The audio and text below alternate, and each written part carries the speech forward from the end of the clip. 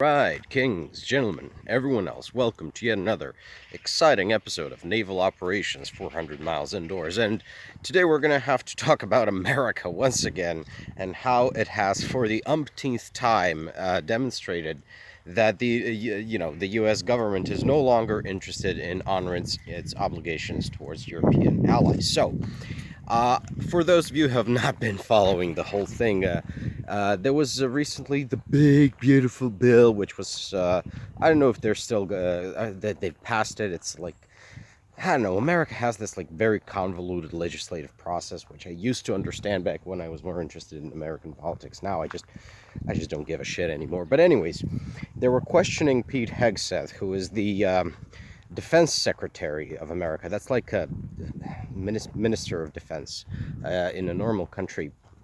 And he was saying that the DoD budget for 2026, the Department of Defense budget for 2026, does not include any provisions for Ukraine aid. And the reason is because, these are his words, the U.S. government wants a negotiated peace, believes a negotiated peace is in the interest of both Russia and Ukraine and the USA, which, all right, there's a lot to unpack there.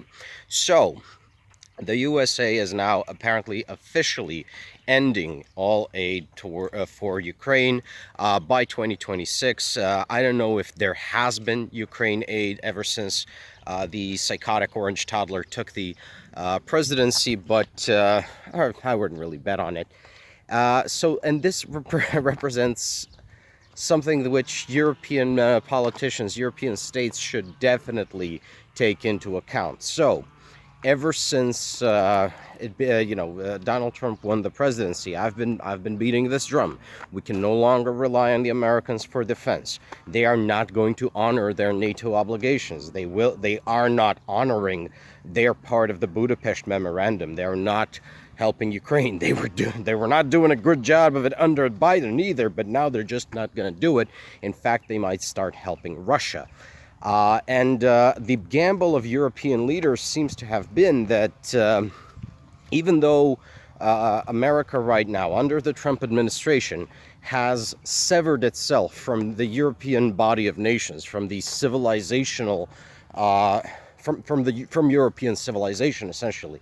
So whereas Europe stands for the rule of law, it stands for freedom, both political and also economic, that we can get into it some other time, but there is essentially types of unfreedom which would just go unrecognized by the type of Anglo liberalism which is very popular in America, which Europe actually understands. Well, all of these civilizational values America has abandoned in favor of authoritarianism, in favor of post-truth. Like, there's no longer any truthfulness to signaling, both public or private, in America.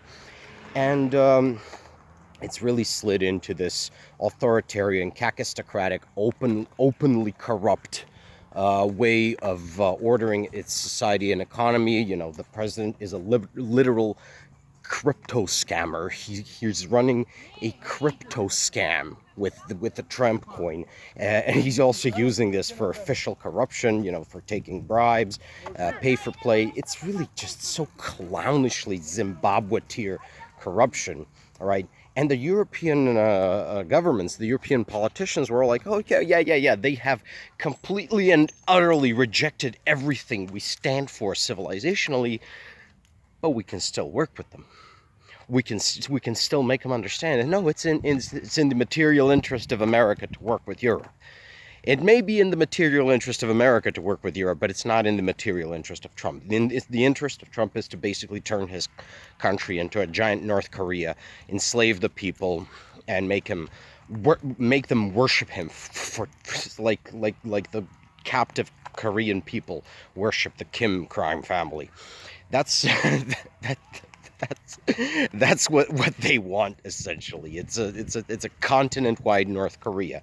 There's also the fact that these people, they're menacing Canada, they're menacing Denmark. They have repeatedly said that they're just going to take Greenland or whatever. That means war with Denmark and with any European country which elects to stand with Denmark, which for the time being includes France, and that's probably the single most powerful European country, militarily speaking, right now.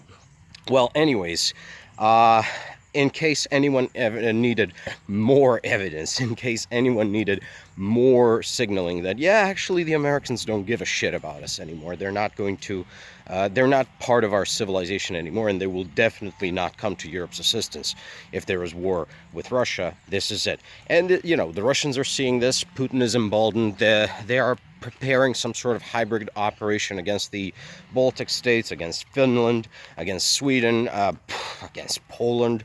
They're going to test the resolve of NATO. They're going to test the resolve of Europe. NATO is already dead. I mean, I hope everyone understands this, that without the Americans, with the Americans now firmly lodged inside their own assholes, NATO is dead. We can no longer rely on NATO.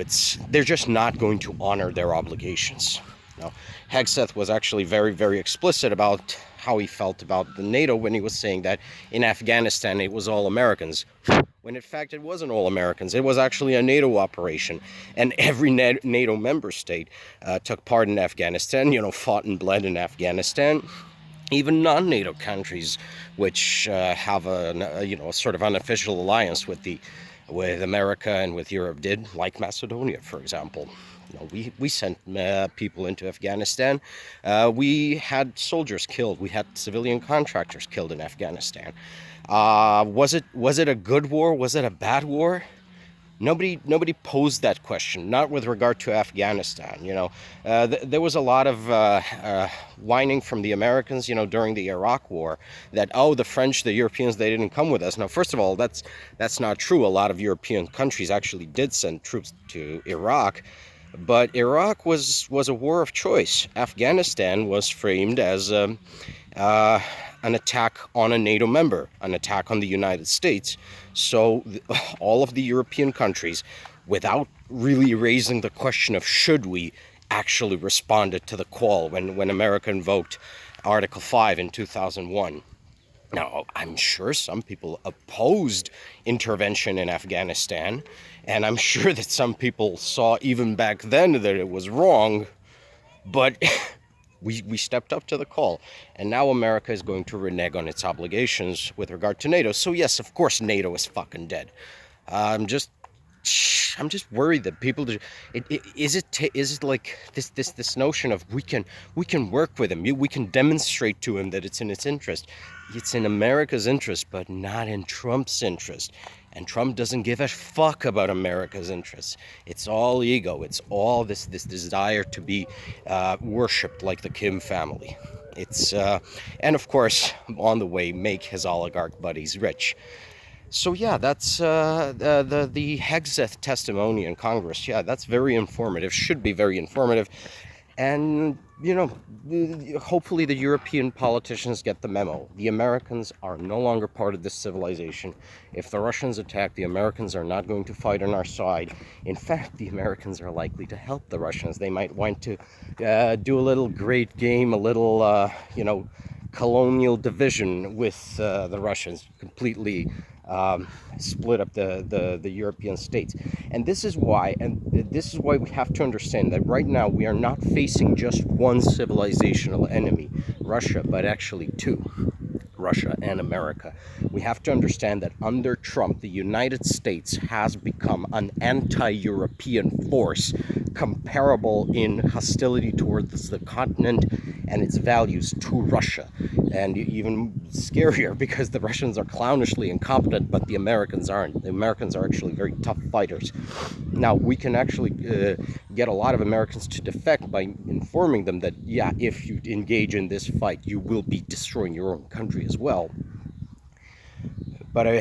But you have to understand that you're not going to get anyone from the Trump administration on board with any European projects anywhere. And this is why Europe has to become very suspicious and very hostile to MAGA agents. Recently, there was an election in Poland, and the conservative candidate, Navroszki, won. And people are saying to me, you shouldn't worry because this guy isn't pro-Russian. He's anti-Russian. He called Russia a communist criminal state. And he's right. I agree with that. And that's a good thing. It could have been so much worse. There was also that clownish Grzegorz Braun figure in the running. He lost by a lot. But here's the problem. Navroszki is pro-MAGA. Navroszki is pro-Trump. Navroszki is like stupidly Atlanticist, right? And that's not something we can afford right now. We cannot afford to keep on pretending that the Americans are on our side.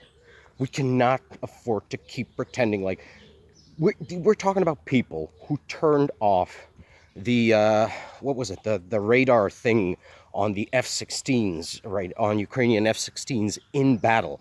We're talking about someone like Elon Musk who deactivated Starlink so that Ukrainian drones couldn't destroy the Russian Black Sea Fleet. We cannot rely on these people. We cannot rely on their weapons. Imagine, you're in a gunfight and your gun stops functioning in the middle of a gunfight because the manufacturer thinks you should surrender. That's what you're doing when you're buying American weapons. American weapons are not reliable. American words are no longer reliable. How are we going to deal with these people if they break their word, if they break every agreement they make? They disrespect the Budapest Memorandum. Now they disrespect the NATO alliance, the NATO chapter. What other deals are they going to break? What other lies we're going to fall for? We got to stop treating America like it's North Korea, because it is. It is fundamentally a large continental North Korea, unless they can prove to us in some way, such as, for example, I don't know, overthrowing and hanging Donald Trump, that they have rejected this anti-civilizational insanity they're engaging in. And so, yeah. That's my message to European governments. Wake the fuck up. These people are not our friends. They are enemies. They are adversaries. And they want to destroy us. That's why they're propping up all these pro-Russian, these authoritarian, corrupt parties in our countries. Stop living in dream world. Cheers.